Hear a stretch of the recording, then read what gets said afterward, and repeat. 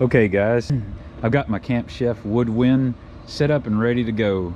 I've got the pellet side set on about 225 degrees right now. I'm also using the Sidekick. I've got the Sidekick set. It's running about 700 degrees right now. Tonight we're going to cook a tomahawk steak. This is what we're cooking. 36 ounces of Piedmontese beef. I'd like to thank Great Plains Beef for shipping this out for me. Thank you guys. This thing looks beautiful. Well, I think we're about ready to start, so hang in there and you guys can watch the process. I'm gonna open this sucker out, grab this bad boy, and get to cooking. Actually gonna use a bacon press to help get some of those grill marks. So I'm gonna leave this on here for about a minute and a half. In case you guys are wondering, I'm following along with this timer. It's built into the Camp Chef Woodwind. So I'm sure you guys don't really care that much about the timer, but I'll let you guys check out this tomahawk steak in the meantime. So you can hear that sear. I'm very much looking forward to this Piedmontese beef. I've had Piedmontese once or twice before. Really liked it.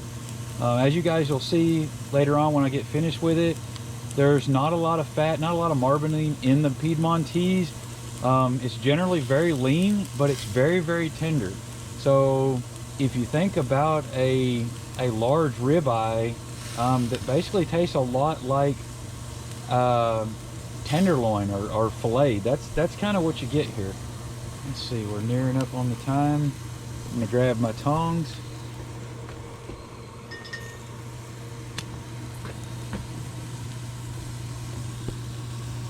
I'm actually gonna crank up the temp just a little bit on this. All right, I'm gonna take this, sit this off for just a second. And that's looking pretty good.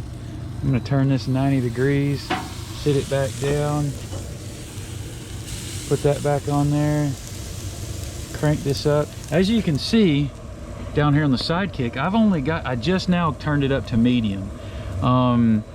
If you've got the lid shut like I had earlier, you have to be careful with it. When I was doing testing on this Sidekick initially, I barely had it turned up to medium, and it pegged the gauge out. And when I put my wireless thermometer on it, it was reading, I think it was 1100 degrees. So just be warned. There's a lot of power, a lot of BTUs. I think it's 30,000 BTUs out of this Camp Chef Sidekick. So just be aware of that. Be careful. As I said, it does have a lot of power. I've been really happy with the versatility out of this grill.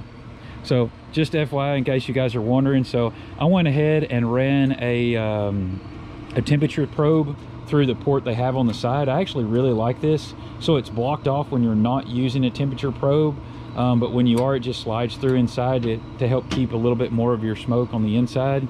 I've got the probe just sitting out the back and very gently, the lid's not just barely sitting on it. It's not really putting a lot of pressure, so it's not hurting it.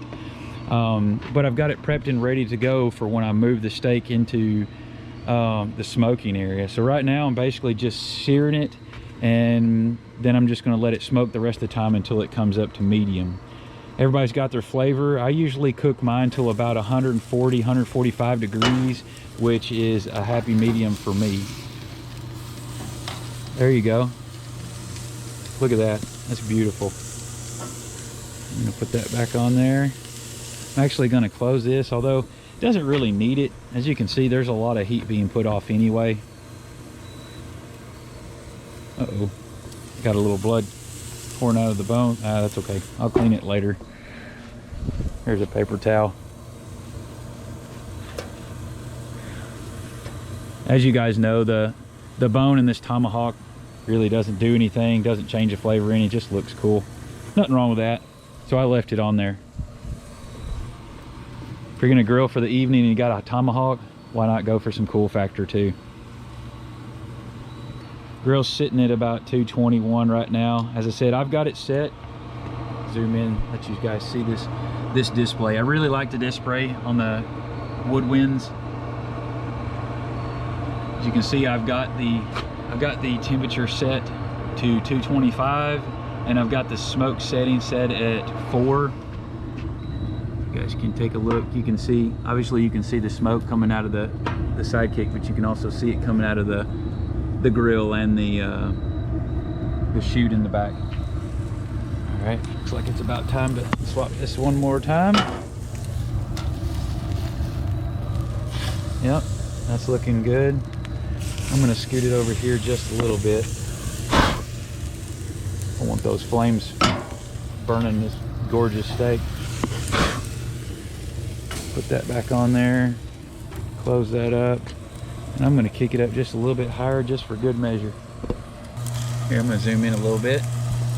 Let you guys check out that. Isn't that beautiful? So in case you guys don't know, the Sidekick portion of this grill is ran off of gas, ran off of propane. So got it going on back there. There's a little behind the scenes look in the Sidekick. So the grill runs off of pellets, but the Sidekick runs off of propane. Here's the actual window. So you can see I don't have a lot of pellets in here. I just put in a little bit for tonight. I don't like to leave pellets in my grill unless I'm going to be continuing to burn them about every 3 to 4 days. Otherwise, during the summer, I have had pellets swell and jam in one of my other smokers, so I'm generally pretty mindful of that. Pretty sure this thing is ready to go in the smoker side. Oh yeah, that's beautiful. All right, so we're gonna open smoker side, set it over here, go ahead and turn this off. I'll let that sit and cool,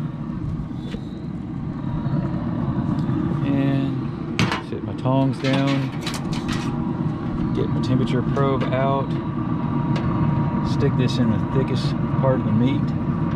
So what I do is I put the probe into my meat, I pull the rest of it out for the most part, close that, and